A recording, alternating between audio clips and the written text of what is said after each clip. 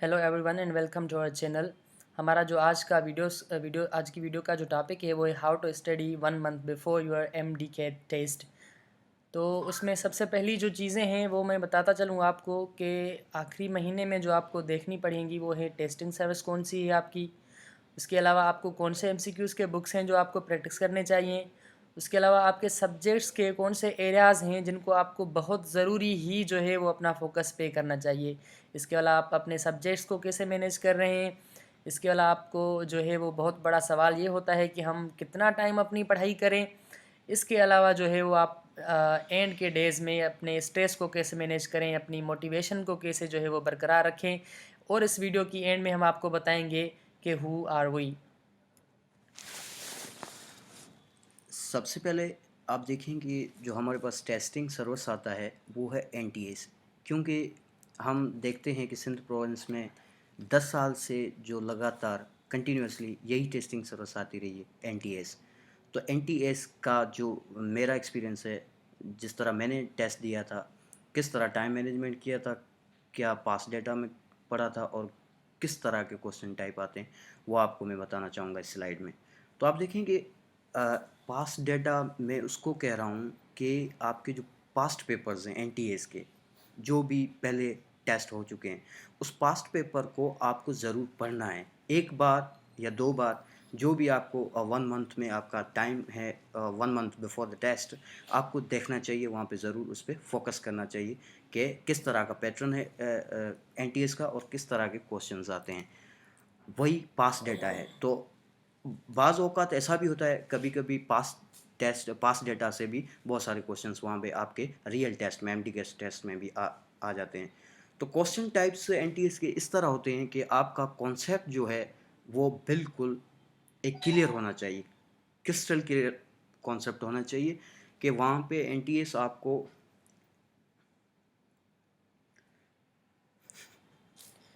जो आपको एनटीएस को, अगर आपको किसी भी टॉपिक की प्रॉपर अंडरस्टैंडिंग है तो आप एनटीएस का कोई भी सवाल जो है बआसानी हल कर सकते हैं।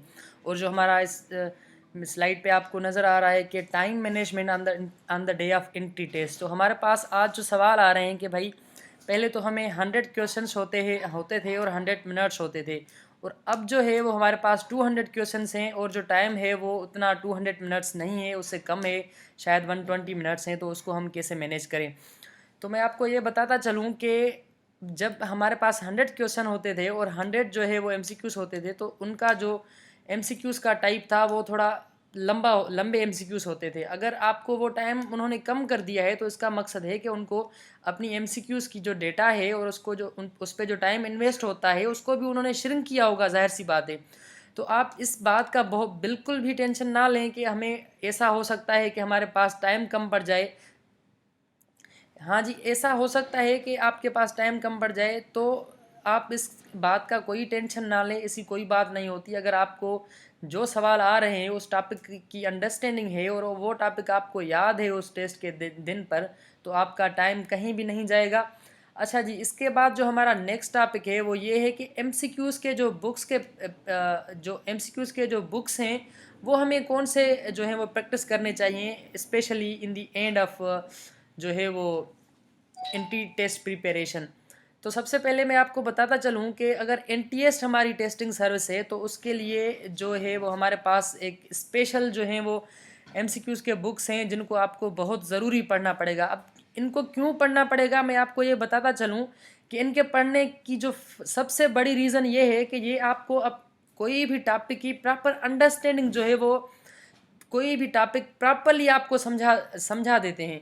अगर आप ए लेवल बायोलॉजी की बात करें तो आप पास पेपर्स को जाके देखें। पहली बात तो एनटीएस में आपको बहुत सारे इन ए लेवल्स के एमसीक्यूज़ जो हैं वो रिपीट मिलेंगे। और दूसरी बात ये देखें कि ए लेवल्स के जो एमसीक्यूज़ हैं वो आपको इस तरह के हैं कि आपको कोई भी चैप्टर हो, कोई भी टॉपिक हो, उसकी प्रॉपर जो है वो अंडरस्टैंडिंग दे देते हैं। तो अगर आपको किसी भी टॉपिक की प्रॉपर अंडरस्टैंडिंग हो जाती है तो आपको टेस्ट के दिन पे परफॉर्म करना बहुत आसान हो जाता है।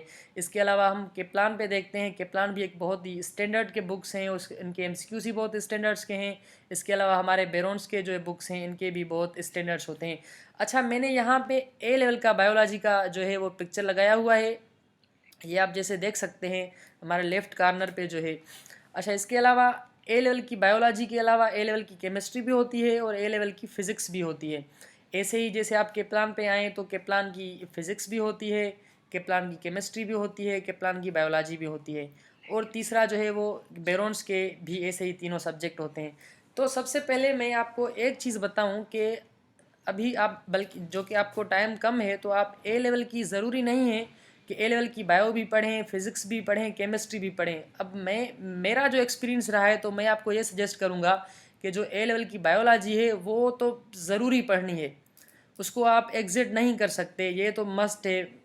जैसे अगर आप मेरी एडवाइस माने तो, और अगर किसी से भी आप एडवाइस लेंगे, सीनियर से, किसी डॉक्टर से, तो आपको यही एडवाइस करेंगे। ए लेवल की बायोलॉजी जो है वो मस्ट है। और सेकंड कैटेगरी में जो ए लेवल की चीज़ आती है वो है केमिस्ट्री की, ऑर्गेनिक केमिस्ट्री का पोर्शन। अब पिछले 1-2 सालों में क्या हो रहा है, स्पेशली 2017 में एनटीएस वालों ने बहुत से क्वेश्चन जो थे वो ए लेवल की ऑर्गेनिक केमिस्ट्री से उठाए थे, तो वो काफ़ी रिपीट हुए थे। अगर रिपीट नहीं हुए थे तो कॉन्सेप्ट वहीं रिपीट हुआ था। अच्छा, दूसरी बात आते हैं सेट पे।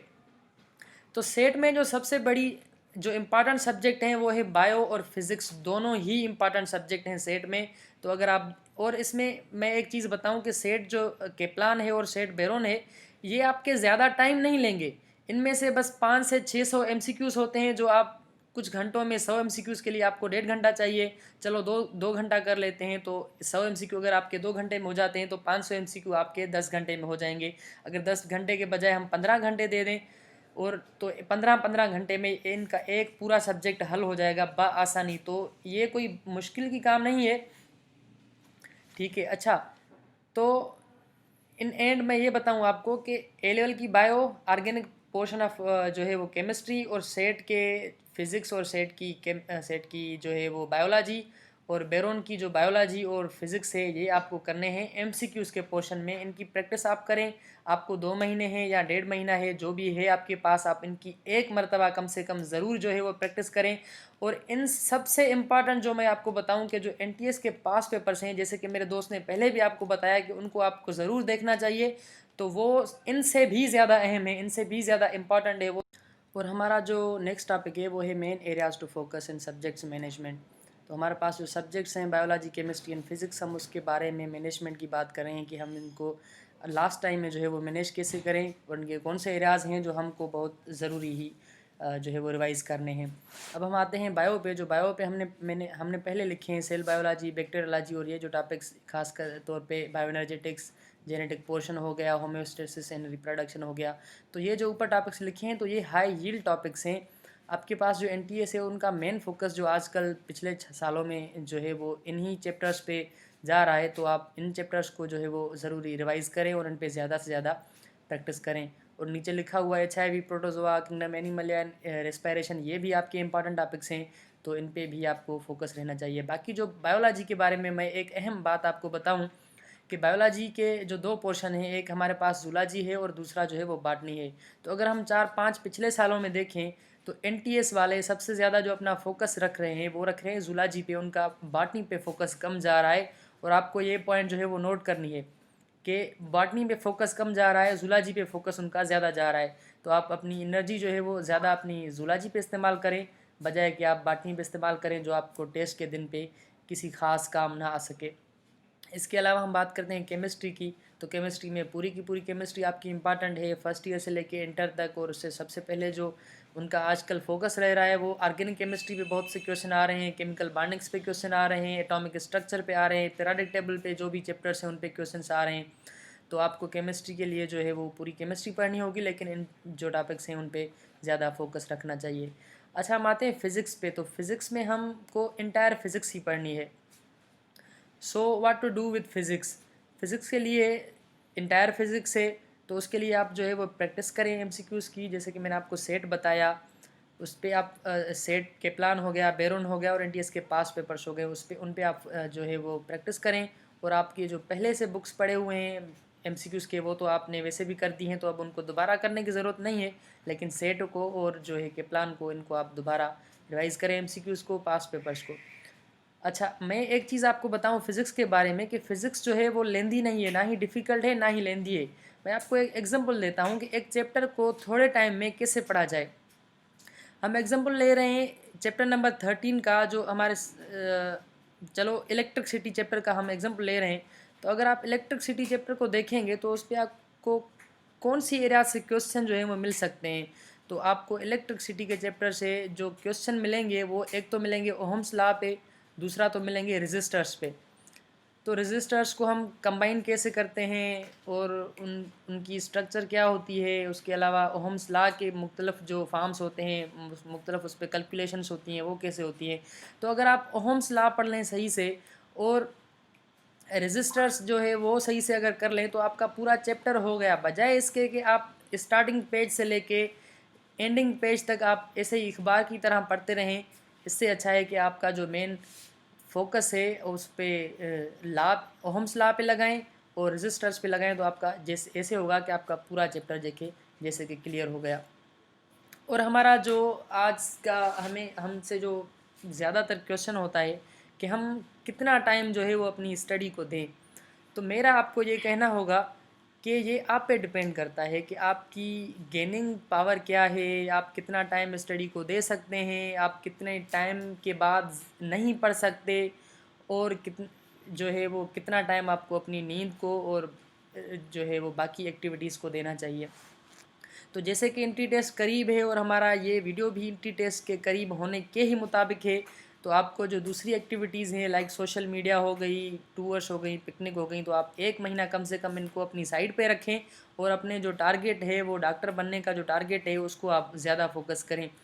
तो कितना टाइम पढ़ना चाहिए इसके हवाले से मैं ये कहूँगा कि आपको अपनी नींद पूरी करनी चाहिए। सबसे पहले जो है वो अपनी नींद को पूरा करें, बाकी जो टाइम बचता है आपके पास वो आप अपनी जो है वो स्टडी को दें। 10 घंटा दे सकते हैं, 12 घंटा दे सकते हैं, 8 घंटे से ज़्यादा अगर आप नहीं पढ़ सकते हैं तो 8 घंटा दें। और ये बिल्कुल आप पे डिपेंड करता है। अगर कोई आपको कह रहा है कि मैं 18 घंटे पढ़ रहा हूँ तो आप उसकी बात बिल्कुल ना मानें। ज़रूर नहीं है कि आप भी 18 घंटे पढ़ें।